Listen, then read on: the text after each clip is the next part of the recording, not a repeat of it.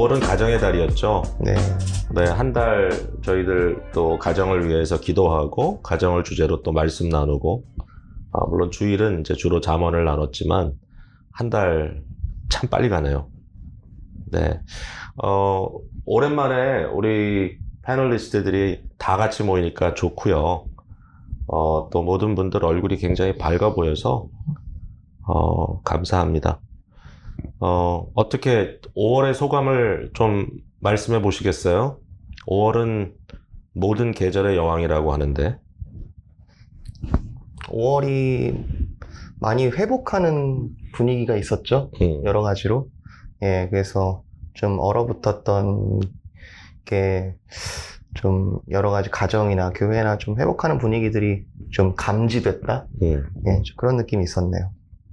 확실히 뭐 계속해서 우리가 뭐 팬데믹 얘기를 하지만 이번 달에 확연하게 좀 기세가 꺾였죠. 네. 네, 미국 전국적으로 우리 지역도 그렇고 굉장히 감사할 일이라고 생각합니다.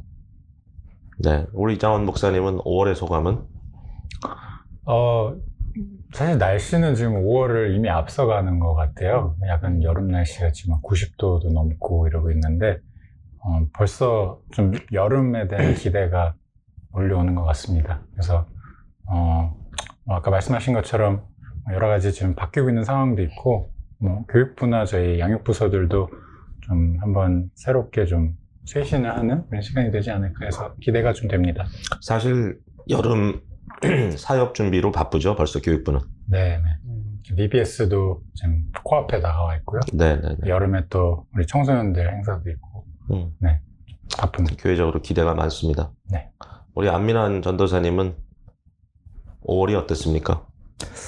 저는 우선 학기가 끝나서 한결 마음이 후련하고요.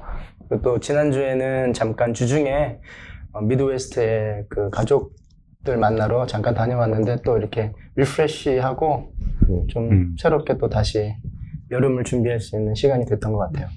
뭐 미니 휴가였죠. 네. 아마 오랜만에 비행기를 타고 간 거 아닌가요? 네네네, 맞습니다. 어떻든가요, 분위기가? 이제 뭐 팬데믹은 이미 끝났더라고요. 오고 가는 그 왕복 비행기가 꽉 차서 뭐 그 공항 안에서도 그렇고 분위기가 이제 뭐 예전 모습을 거의 되찾은 것 같았어요. 네. 하여튼 모든 분들이 어딘가로 가고 싶은 마음들이실 것 같아요. 네네. 이성현 목사님은 5월이 어떠셨습니까? 저도 뭐 앞에서 말씀해 주셨던 것 같이 날씨도 너무 좋고 그리고 여러 교인분을 오랜만에 다시 만날 수 있는 시간들이 있어서 너무 행복했던 것 같습니다. 네. 뭐 학교 공부는 잘 하고 계시죠? 네, 저는 열심히 하고 있는데요. 교수님들 생각도 한번 들어봐야 될 것 같아서 기다리고 있습니다. 네. 뭐 제가 교수 입장도 되어봤는데 학생들이 열심히 하면 일단 이쁩니다. 네. 오늘은 저희가 좀 2파트로 할 대화를 일단 제 1파트로 좀 나눴으면 해요. 좀 민감할 수도 있고 아마 우리 교육자들 입장에서는 얘기하기가 쉽지 않을 수도 있는데요. 뭐 여러분 아시다시피 저희 교회 22주년은 어떻게 지나갔는지 모르겠고요. 팬데믹 중에. 그리고 23년 차 교회 사역이 참 1년 동안 여러 가지로 어려웠음에도 불구하고 또 나름 열심히 한 것 같아요. 근데 이제 6월 6일, 그러니까 6월 첫째 주일이 되면 23주년을 맞이하게 되고 이제 이게 이 주년이라는 숫자는 사실은 23이 아니라 이제 24년 차 사역으로 들어가는 교대니까 뭐 한 세기에 거의 4분기가 채워지는 좀 마음으로 이렇게 벅차고 기쁘다는 느낌보다는 이런 느낌이 드는 솔직히 저는 그래요. 그래서 이제는 뭐 새로운 교회라든지 뭐 아직은 교회가 얼마 안 됐으니까 뭐 이런 식의 익스큐즈가 전혀 통하지 않는 25주년이 얼마 남지 않은 이제 24년 차 사역으로 들어가는 이제 23주년을 이제 맞이하게 되는데 저희가 오늘은 또 다음 주에 이어서 저희 교회가 지금 잘하고 있는지 좀 좀 일종의 평가라고 할까요? 좀 이밸류에이션을 좀 했으면 좋겠다라는 생각이 들었어요. 근데 이제 이 부분이 저는 조심스럽다는 생각이 들어요. 그러니까 일단 저희가 다들 지금 교육자들이고, 잘못하면 저희가 자기 정당화를 위해서 약간 선전하는 분위기가 될 수도 있고, 그냥 그건 좀 아닌 것 같고, 또 반면에 뭐 어떤 서베이라든지 뭐 성도님들을 개별적으로 다 인터뷰를 했다든지 하는 이제 그런 일종의 그 어느 정도의 객관성이 확보된 얘기가 아니고, 여전히 좀 각자의 주관적인 그런 관점이 많이 들어가 있는 내용일 것 같고, 그래서 또 저희들 뭐 이게 나름대로 사역 구조는 또 뭐 우리가 인정을 하던 안 하던 이제 서로의 어떤 상하의 구조도 있고 어카너빌리티가 있기 때문에 혹시라도 제가 말을 꺼냈지만 여러분들이 자유롭게 얘기를 못할 수도 있고, 그래서 이제 여러 가지 고민이 좀 있었는데, 그래도 또 주빌리 위클리니까 우리가 이런 부분에 있어서 좀 건전하게 물꼬를 트면 이게 그냥 뭐 비평을 위한 비평이라든지 그런 게 아니라 좀 있는 자리를 돌아볼 수 있는 이제 그런 하나의 좀 시도 정도면 의미는 있지 않을까.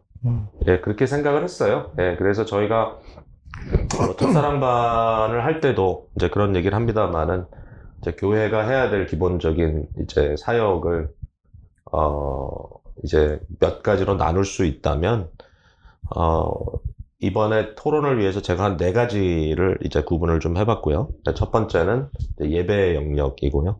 이제 두 번째는 이게 성도들의 서로 돌봄의 영역이고, 그리고 세 번째는 이제 교육의 영역이고, 그러니까 이제 그게 장년과 이제 아마 청소년 비롯한 어린아이들까지 포함한, 그 다음에 마지막은 그냥 크게 잡아가지고 이제 선교라고 생각을 하는데, 이제 선교라는 말을 항상 이제 해외 선교로 생각하는데, 이제 그 안에는 이제 복음을 증거하는 전도, 또 지역사회를 돌보는 일종의, 그 섬김의 사역, 뭐 국률의 사역도 있고, 또 공의를 실천하려는 사역도 있고, 여러 가지 측면이 다 이렇게 포함되는 이제 그런 내용일 거라고 생각을 합니다. 그래서 다음 주에는 저희가 그 교육과 선교에 대한 이야기를 좀 하기로 하고, 오늘은 앞선 그 2가지 주제, 그러니까 예배와 돌봄에 대한 이야기를 좀 나누면 어떨까, 그렇게 생각을 해봤습니다. 사실 예배만 가지고도 우리가 너무 그 범위가 넓은데, 일단은 이제 저희 교회가 이제 기본적으로 공예배를 이제 이야기를 한다면, 이제 주일에 이제 최근에 4부까지 생기면서 이제 영어권, 한어권 포함해서 1, 2, 3, 4부 예배가 진행되고 있는데, 이런 공예배의 영역에서 저희가 물론 이제 팬데믹이라는 특수한 상황이 있었지만, 지금 어떻게 하고 있는지 이제 그 부분을 좀 서로 이야기를 나누면 좋겠어요. 여기 보니까 그 KM 또 EM 예배 찬양 인도하시는 2분 계시고요. 또 우리 또 2분 목사님은 매주마다 또 예배 그 사회도 맡으시고, 아무래도 교육자니까 예배에 대한 어떤 생각이 많으실 것 같은데, 우리 그 이호성 목사님은 또 KM에서 저를 대신해서 설교하신 경우들도 여러 분 있으셨고, 이장원 목사님 지난주에 영어 예배 설교하셨습니다. 그래서 또 그런 어떤 경험도 있으시고, 그래서 어떤가, 우리가 어떠고 어떻게 하고 있는가, 또 말씀을 나누는 데 있어서도 매일 성경을 가지고 우리가 한 6년, 7년 이상 지금 쭉 이제 말씀을 나누는 게 지금 교회적으로 잘 되고 있는가, 이런 생각이 좀 드네요.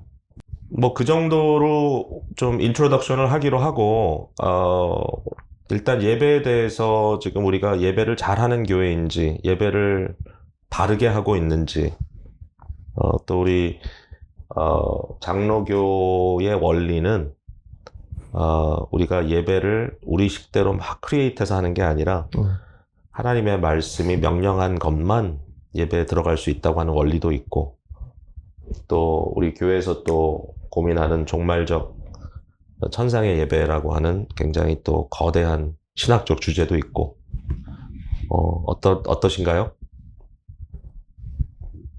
어떠신가요? 어떠시죠?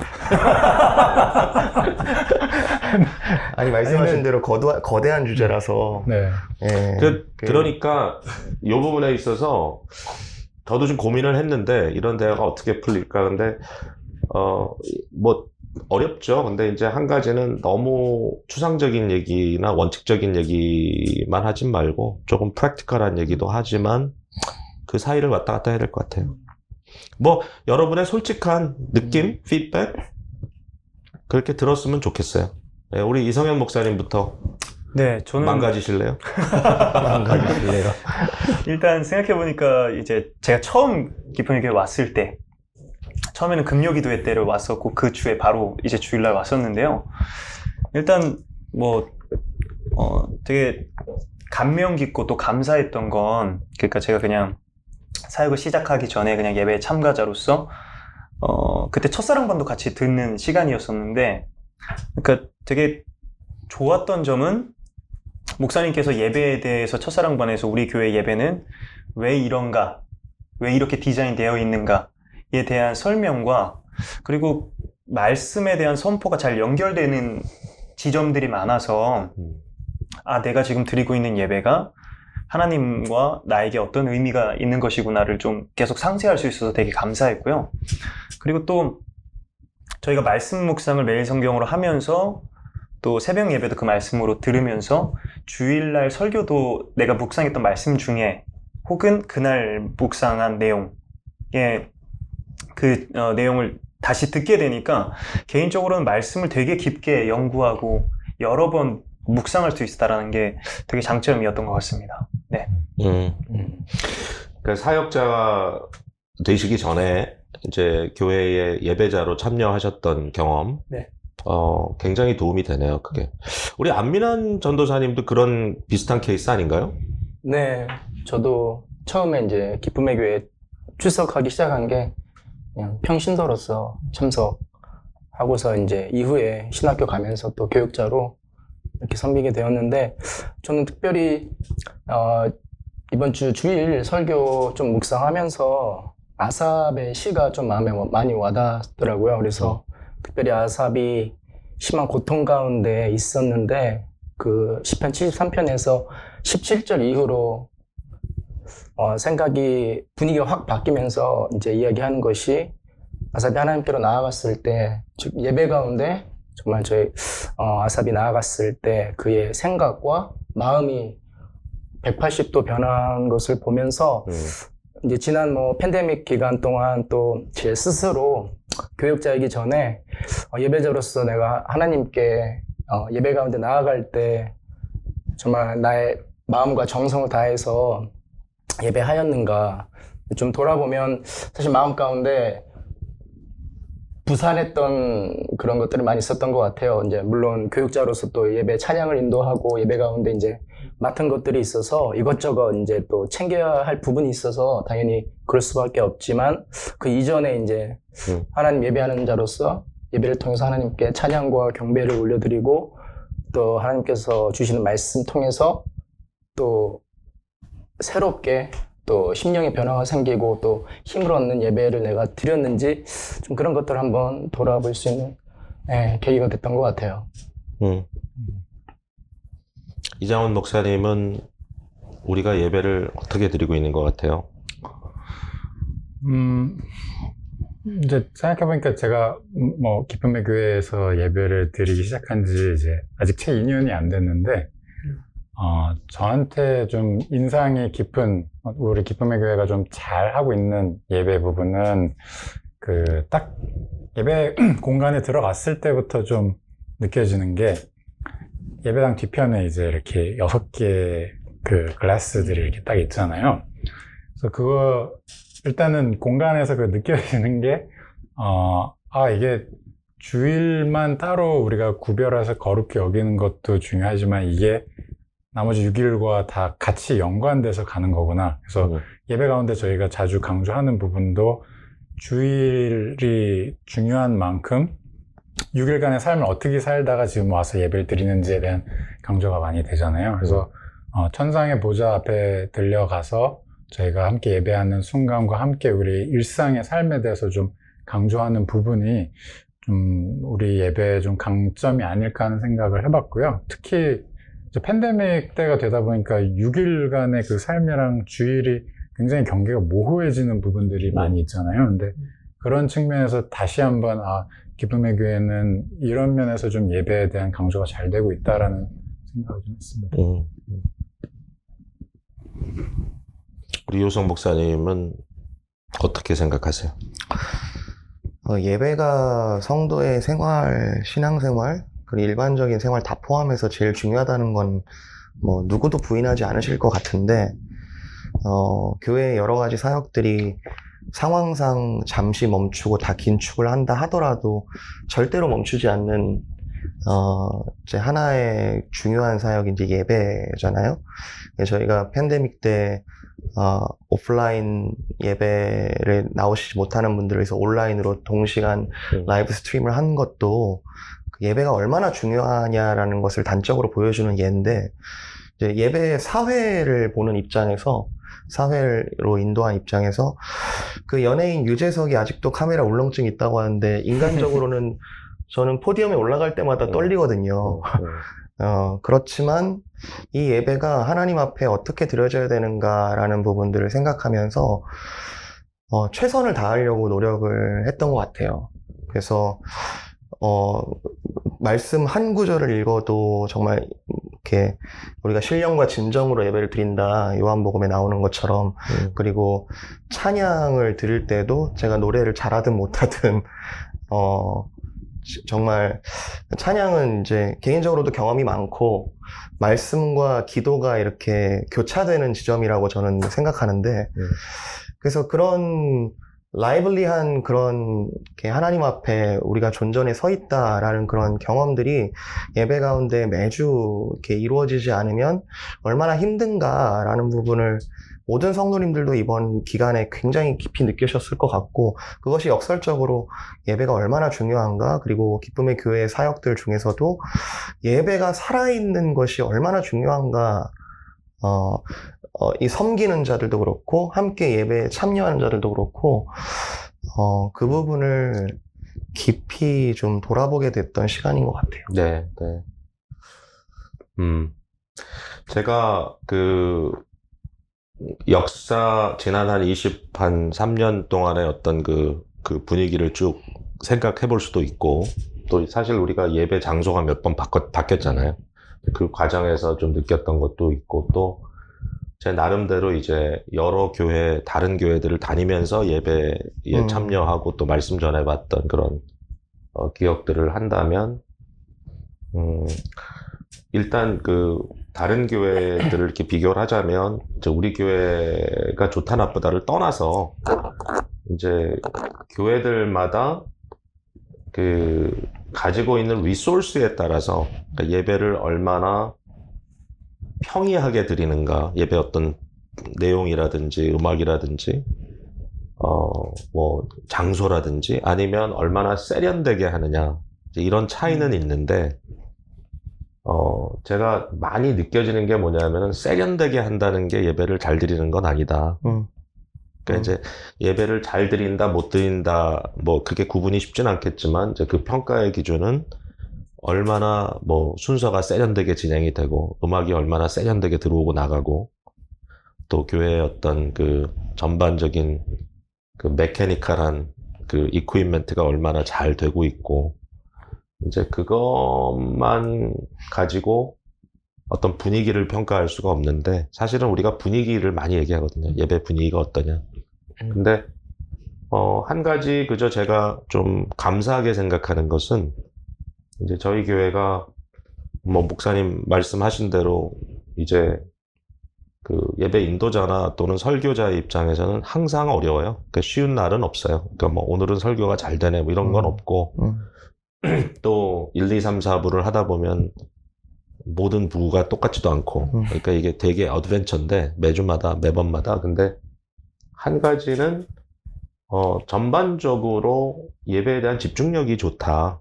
성도들이 굉장히 칭찬해드리고 싶고, 그 예배에 대한 기대감. 그러니까 심지어는 EM도 제 시간에 못 모이는 건 좀 아쉬워요, 항상. 그러니까 예배가 좀 항상 이렇게 좀 5분, 10분 그 좀 시간이 걸려야 사람이 차고 이제 이런 건 있는데 그래도 말씀을 전할 때 잘 듣는다.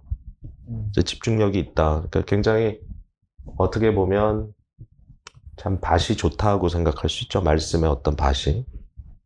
그 사실 디스트랙돼 있는 교회들도 제가 많이 가봤고요. 맞아요. 예, 그러니까 지금 뭔가 교회 안의 분위기인지도 모르겠지만 그 이렇게 막 튀어나오는 그런 느낌이 있을 때도 있고 이미 그 예배나 집회에 대한 기대감 자체가 굉장히 떨어져 있는 이제 그런 경우도 있는데 일반적으로 뭐 숫자가 많고 적음을 떠나서 좀 그 예배에 대한 기대감들을 가지고 계시다라는 측면에서 일단 좀 칭찬드리고 싶고 감사하고 그런 것 같아요. 혹시 뭐 좀 아쉬운 점은 없나요? 우리가 좀 아쉽다, 이 부분은 좀 아쉽다라고 생각할 만한 부분은?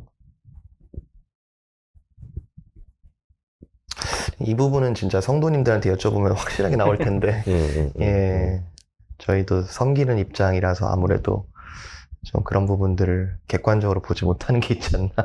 아니, 있을 수도 있지만, 네. 이장훈 목사님 무슨 얘기를 하고 싶은데 좀 참고 있는 것 같은 얼굴인데 맞아요?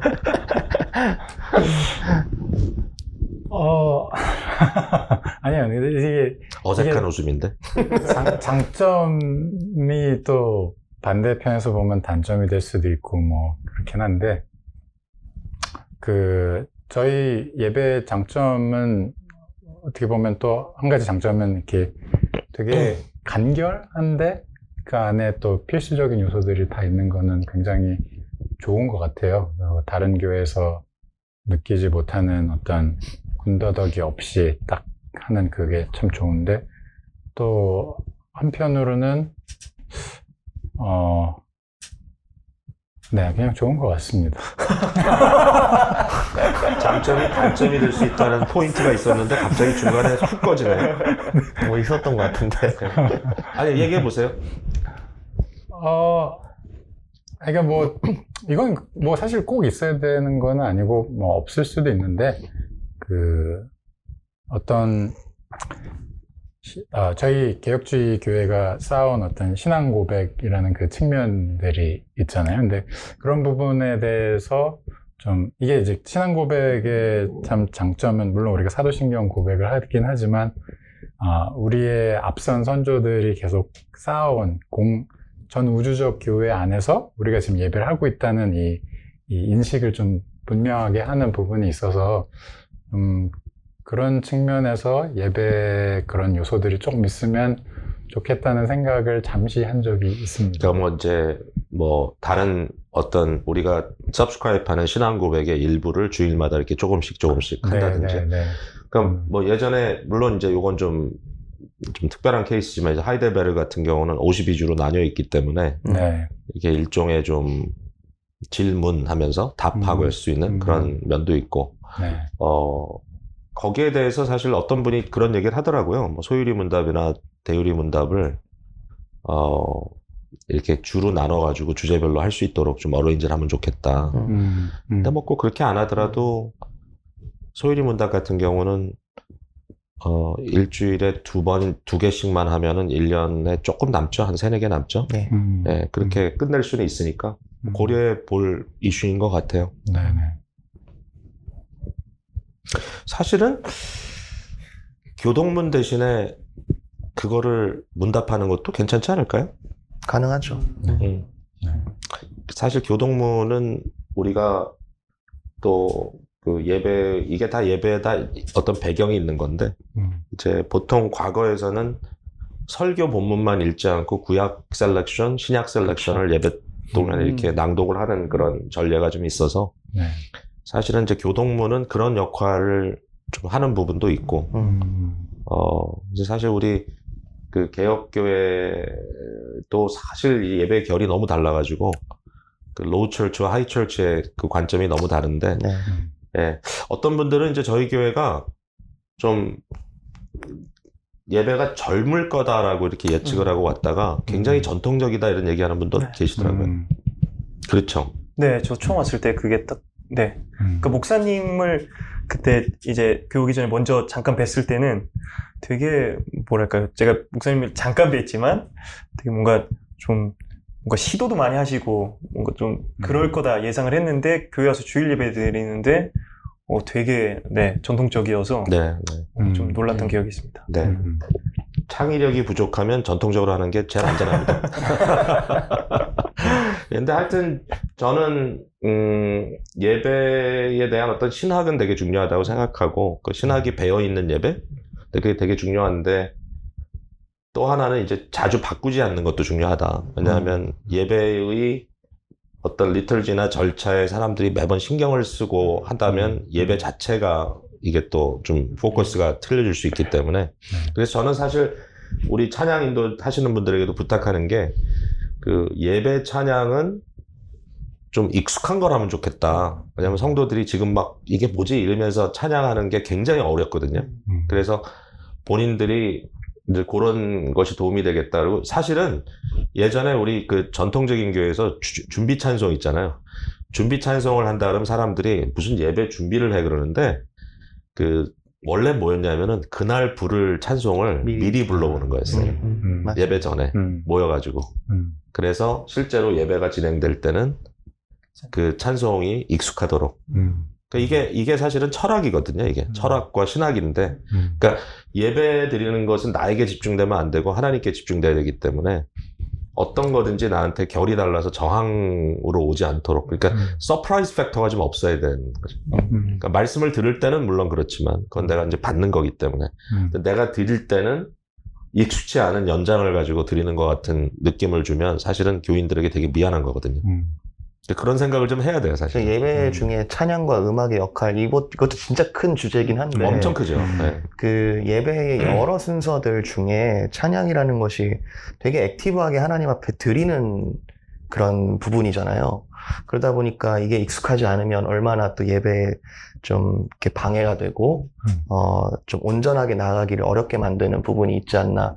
이제 이런 부분이신데, 제가 다른 교회 저도 뭐 경험 많지는 않지만 어떤 교회 가장 인상 깊었던 예배가 기억하자면 성도님들이 뭐 100명도 안 되는 되게 작은 교회였는데 거기도 이제 조금 개혁주의 전통이 있었어요. 그러니까 교육부서가 디테일하게 나눠져 있는 것이 아니라 뉴스 정도면은 그냥 성인 예배 같이 드리는 이제 그런 교회였는데 6학년 정도 되는 7학년 정도 되는 이제 이렇게 애들이죠. 애들인데 예배 중에 제일 앞에 앉아가지고 찬송가를 부르는데 목청껏 부르는 거예요.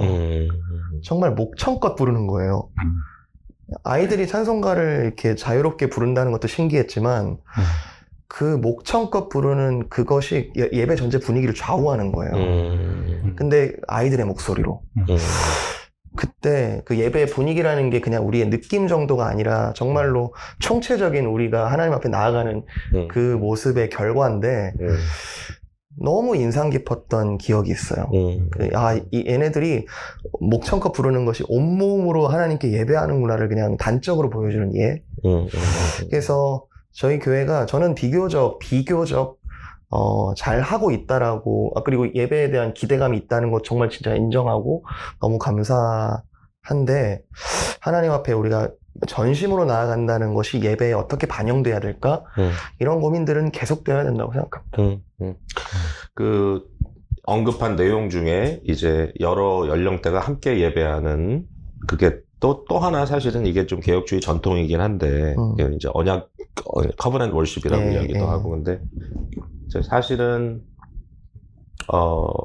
그, 한국교회의 전통처럼 돼버린 각 연령별 예배, 그리고 또 EM과 KM이 나눠지고, 언어적으로 달라지고, 또 일종의 효율성 문제도 있고, 그리고 또 한 가지 이제 아쉬운 것은 어떻게 보면 이제 KM만 해도 우리가 그 교육 프로그램이 나름대로 이제 또 잘 세련이 됐지만 EM 같은 경우는 좀 안타까운 게 뭐냐면은 별도의 교육 프로그램을 보편적으로 사람들이 공유하고 있지 않기 때문에 주일 설교가 거의 유일한 티칭 타임처럼 네. 느껴지는 그런 좀 안타까움도 있어서 이제 그런 면에서의 어떤 효율성을 이제 내려놓을 수 없는 좀 아쉬움도 있고 이제 그러면서도 이제 자녀와 부모들이 한 자리에서 예배할 수 있는 이제 이 부분이 어떻게 좀 인콜포레이트 될 수 있을까라는 고민도 있어요. 네. 그건 정말 어려운 거고 저희 교회가 교육부 차원에서도 지금 EM과 KMA 어떤 공존하고 있다는 부분을 시간대라든지 뭐 프로그램 자체도 맞춰간다는 게 굉장히 어렵죠. 네. 네.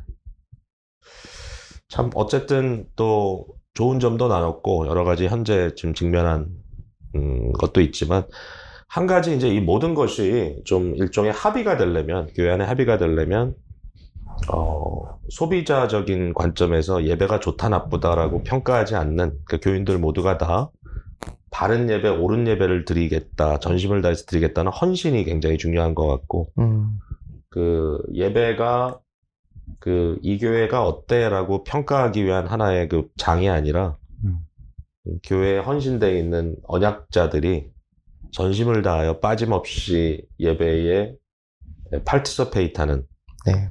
이제 그러한 분위기가 되었을 때, 그 believers worship이 되었을 때, 그 예배로서의 파워가 점점 더 좀 느껴지지 않을까 그런 기대감이 있네요.